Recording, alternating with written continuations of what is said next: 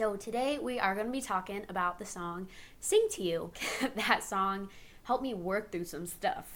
I had just decided to pursue music and songwriting full time. And so I'm sitting at my keyboard and I'm like, well, if I want to be a songwriter, I guess I've got to write some songs. I just felt this pressure. I've got to prove to people that I'm a talented musician. I've got to prove to myself that I can do this. With that pressure just weighing on me, I didn't feel like I could even write anything. Well, I need to have a really deep metaphor, a unique chord progression, a great melody, and I just felt paralyzed by the pressure to prove it. Probably after like an hour of just like twiddling on the keys, like, you know what? I'm going to shut my computer, I'm going to turn off my phone, throw it across the room, and I'm just going to sing to God. It's just going to be me and him. Like, the house is empty, grandma's asleep downstairs, like, I can just sing.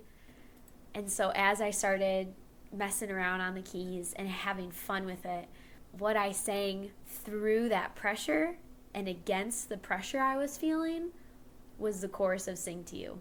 And I must have sang that chorus like 20 times. It was so grounding for me to just push through all of that pressure and just saying, yes, God, this is why I sing to you.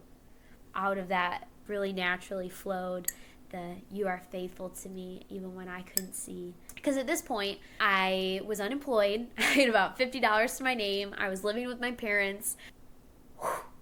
Like, there were just so many unknowns in my life. It felt like such a declaration, like the truest thing that my heart could say was, you are faithful to me even when I can't see.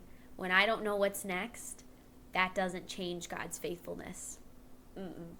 No, my limited vision of my life, my limited vision of what God is doing around me, that does not contain God. And then the verses came out of my story. I was content with dreaming really small dreams.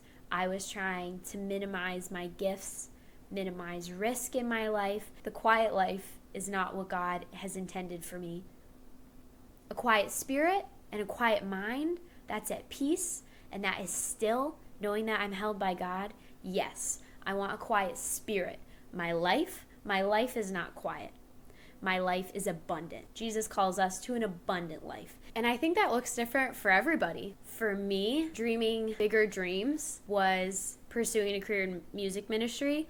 For my husband, that's looking at his work as a higher calling. And so I hope this song is an encouragement that whatever you are doing, whatever sphere of influence you have, wherever God has placed you, how can you realize that you have a higher calling and that there's abundant life waiting?